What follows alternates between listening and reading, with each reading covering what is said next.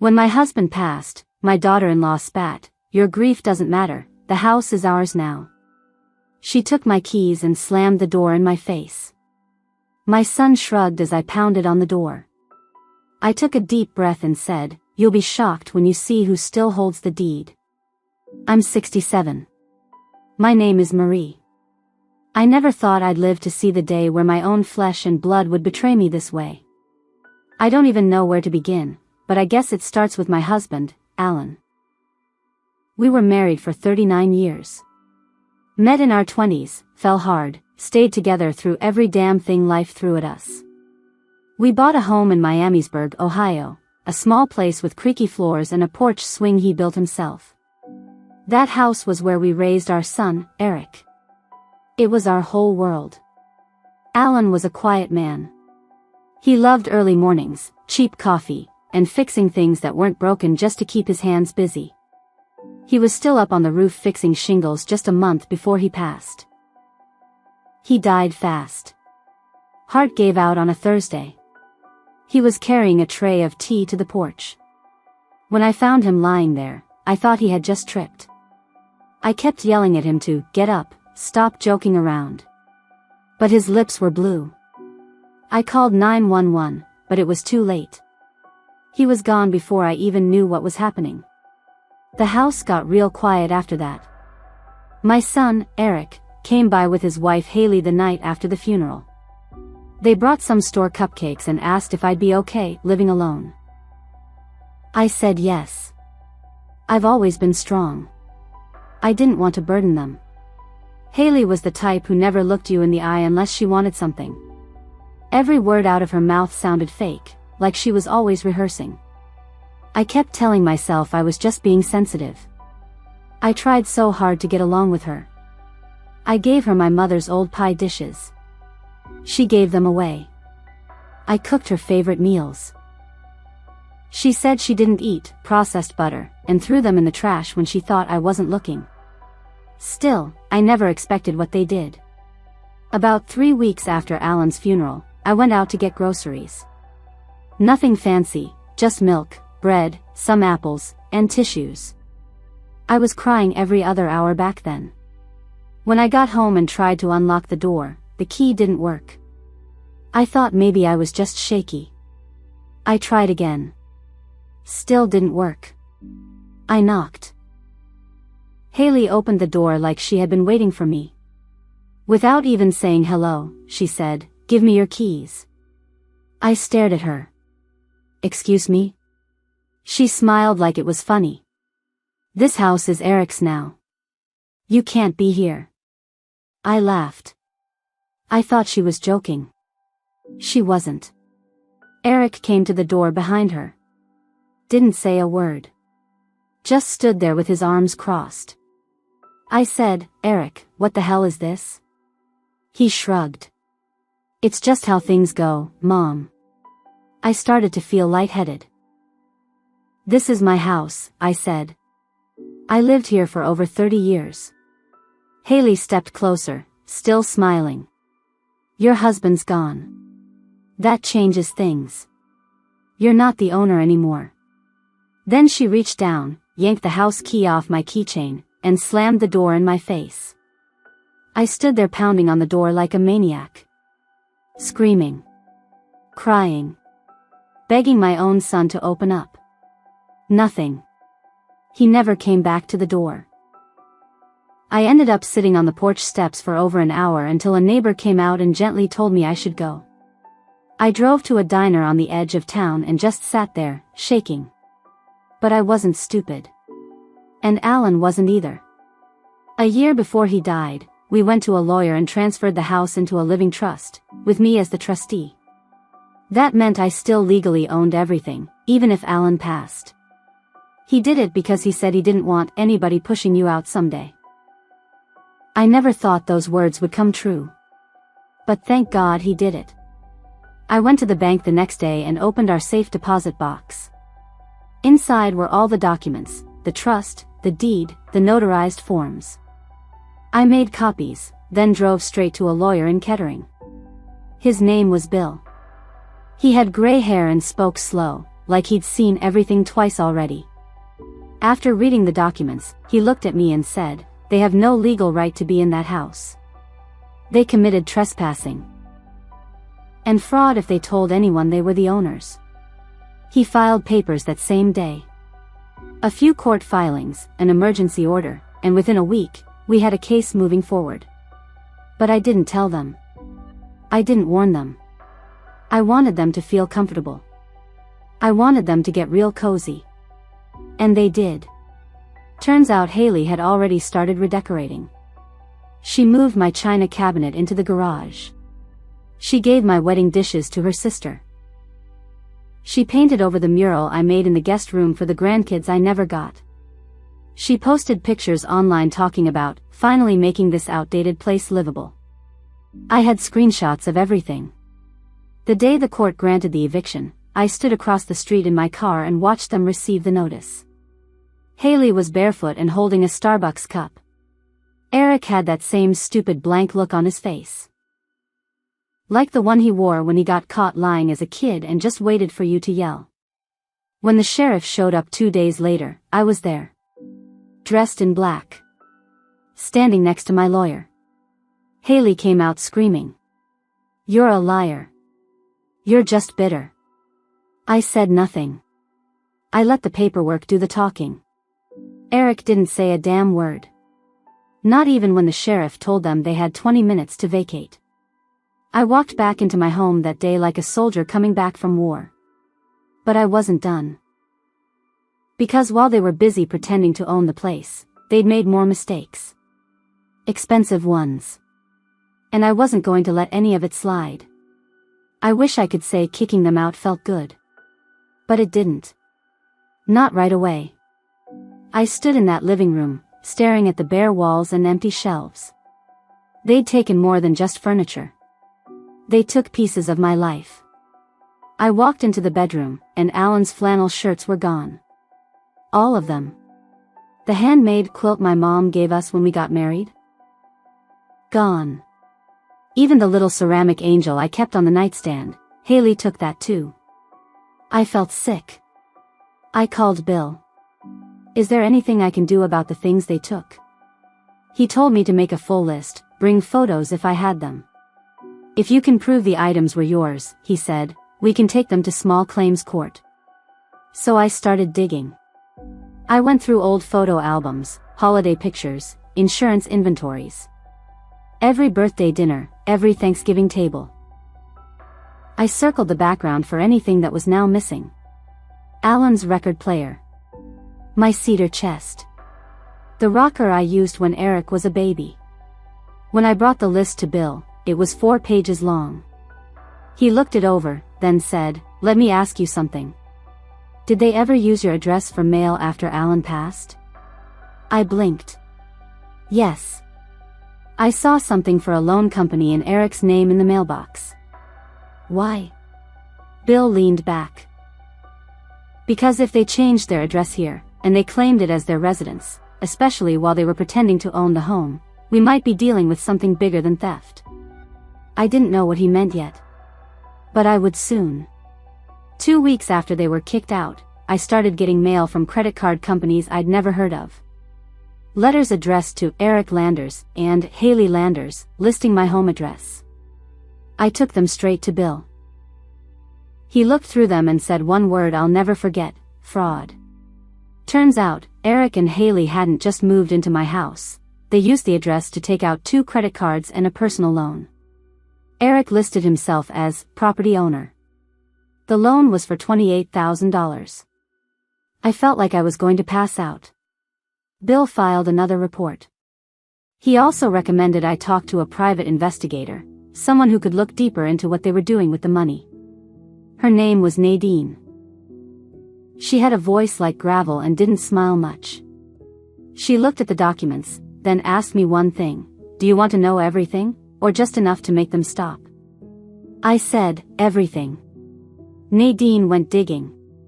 What she found made my stomach turn. The loan? It went into a joint account with Haley's name on it. They used the money to pay off credit card debt from her online boutique, which had already gone under the year before. The rest? They used it for a business trip to Las Vegas. Hotel receipts, flight confirmations, even photos on Haley's Instagram. Posing with cocktails in front of fountains while I was still crying myself to sleep. I felt humiliated. And angry. But mostly, I felt used. Eric hadn't just turned his back on me. He tried to erase me. I called him. He didn't answer. So I left a voicemail. Eric. You've made a mess. I know everything. The house, the fraud, the loan, the lies. You have one chance to come clean and fix this. Or I go to the police. No call back. But I did get a message from Haley on Facebook. It said, "You're a bitter old woman. Enjoy your empty house. We're done with you." So I sent the screenshots to Bill. He smiled. Perfect, he said. We filed a police report the next day. It wasn't just a matter of revenge anymore. It was legal now. But before anything moved forward, something happened that knocked the wind out of me. My niece, Jenna, called from Columbus. Aunt Marie, she said, her voice shaking. I got a weird message from Eric. He had reached out asking her for money. Said I had stolen the house from him and Haley. That I kicked them out onto the street. He said they were homeless because of me. I asked her what she said. I blocked him, she said. But Aunt Marie, he's lying about you. All over social media. You need to see it. I opened Facebook. There it was. A long post from Haley's account. It's sad when your own mother steals your home and throws you out like garbage after your dad dies. Eric and I are trying to rebuild our lives after being betrayed by someone we trusted. If anyone has leads on housing or jobs, please reach out. Hundreds of comments. People offering money. Clothes. Gift cards. Some people from our church community even commented.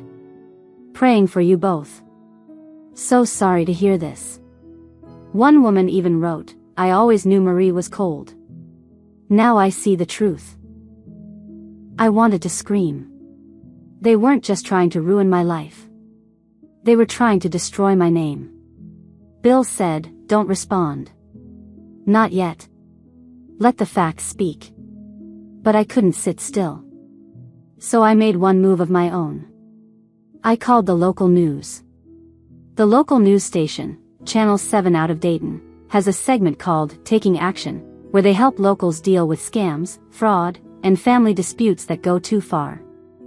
I'd seen them expose slumlords, fake contractors, even crooked funeral homes.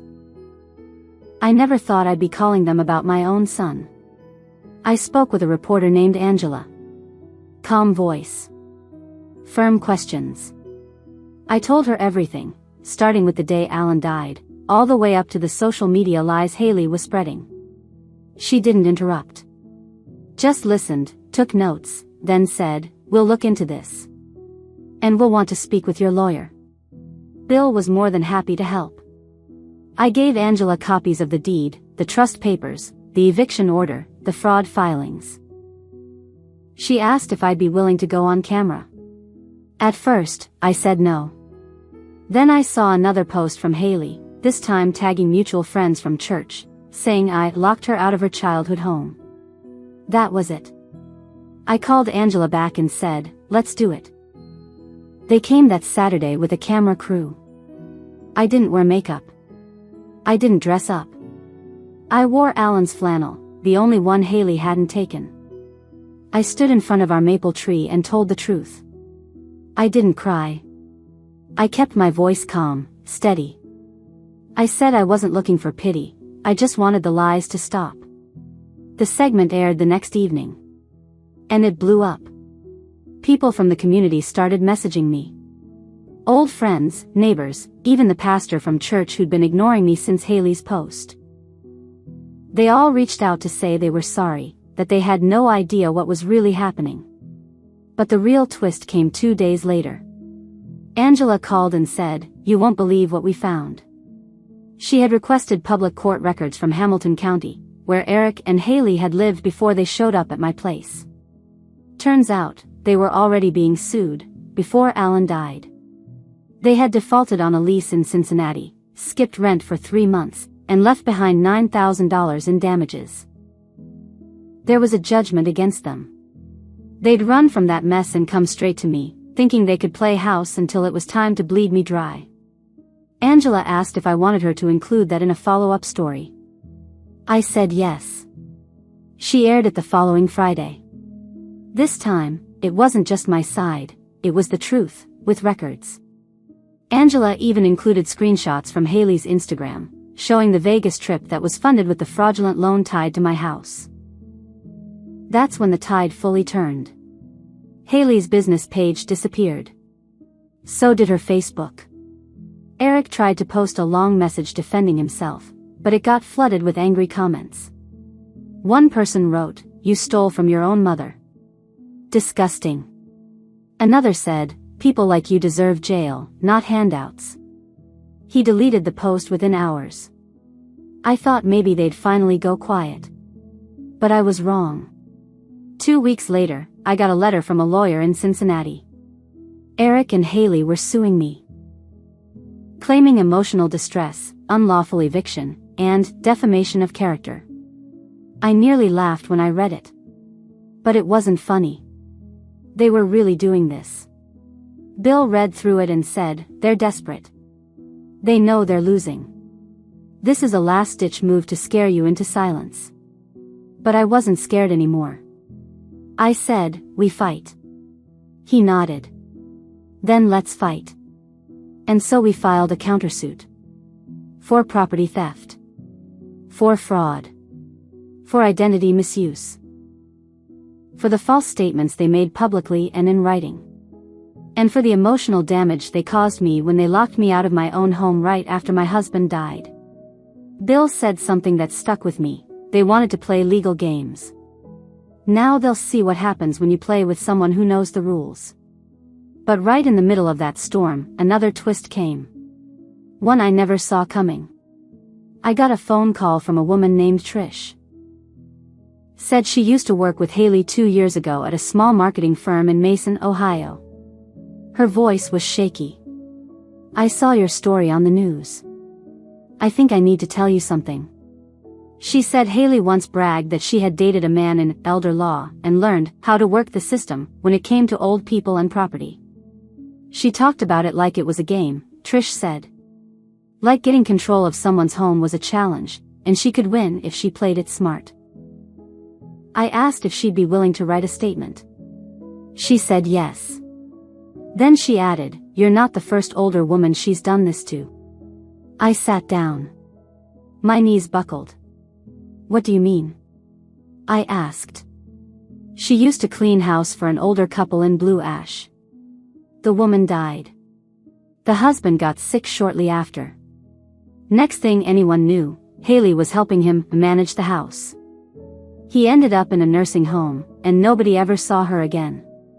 She vanished, and so did some of his things. It hit me like a truck. Haley wasn't just manipulative. She had a pattern. I told Bill everything. He said if we could get more people to talk, there might be grounds for criminal charges far beyond just my case. So now we're not just fighting. We're digging. Because I'm not just going to stop them from hurting me, I'm going to make sure they never do this to anyone else again. The court date came 6 months later.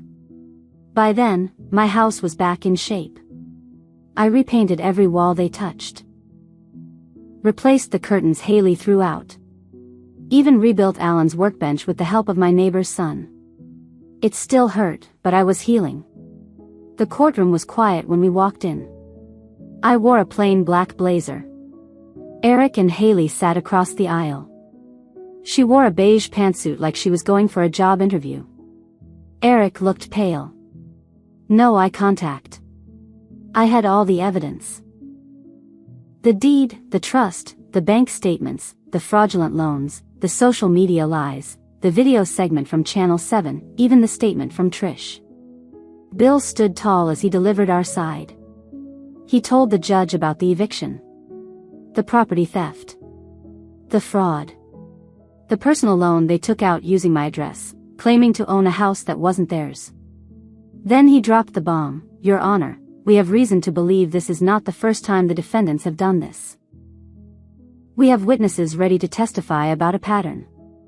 Haley's lawyer, some young hotshot in an expensive suit, looked panicked. He asked for a recess. The judge said no. That's when the cracks started to show. Haley stood up, started speaking over her lawyer. This is personal. She's twisting things. She hated me from day one. The judge shut her down. You'll have your turn. Sit. Then Bill played the news clip. The judge watched it silently. When it ended, he looked straight at Haley and said, "You posted that online?" She didn't answer. Then it was Eric's turn to speak. And to everyone's surprise, he stood up and said, "Your Honor, I want to take responsibility for what I did. I didn't understand the trust. I didn't understand the deed. But I also didn't ask. I let my wife take the lead and I followed, and I didn't stop her when I should have. I lied. I took money. I hurt my mother. I stared at him. I didn't feel proud. I didn't feel moved. I felt tired. Like someone who'd been through too many storms to care about a light drizzle." The judge nodded. "That's a start. But it's not enough." When it was over, the verdict came down like a hammer. The court ruled in my favor. They were ordered to pay me $82,000 in damages, which included the stolen property, emotional distress, and legal costs. Return or reimburse every single item taken from the house. Cease all social media commentary regarding me or the situation. And most of all, report to the county for a criminal fraud investigation. The judge referred the case to the prosecutor's office. A month later, Haley was charged with fraud, identity theft, and theft by deception. Eric avoided jail, but only by agreeing to testify against her and enter a court-ordered financial rehabilitation program. He had to surrender control of all his accounts, complete debt counseling, and pay back the loan they fraudulently obtained, with garnished wages, if needed. The bank that issued the $28,000 loan canceled the loan and reported them to credit agencies. Their credit scores tanked. They were blacklisted by 2 major financial institutions. But the real revenge came later. Remember the woman from Blue Ash, the one Haley supposedly targeted before me? Her niece saw the news story and came forward. So did a man from a nursing home who remembered Haley trying to get access to another resident's will. A pattern was uncovered. The prosecutor opened a broader elder exploitation investigation. Haley's name came up more than once. She was arrested again 6 months later, this time for financial crimes going back 3 years. Eric? He tried to distance himself. I didn't fight that part. We haven't spoken since the hearing. He sent me a letter once. Said he was sorry. Said he wished he could undo everything. That he missed Dad. That he hoped I could forgive him one day. I read it. Then I burned it. Because forgiveness doesn't come easy when someone locks you out of your life, spits in your face, and expects you to stay silent. I didn't stay silent. I rebuilt my home. My life. I joined a local support group for elder fraud victims.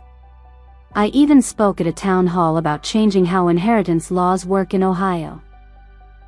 My story helped 3 other families spot scams before they went too far. I don't feel proud. I feel awake. Alan once told me, "Marie, if you ever feel small, remember whose name is on the deed." Now I do. And it's never coming off.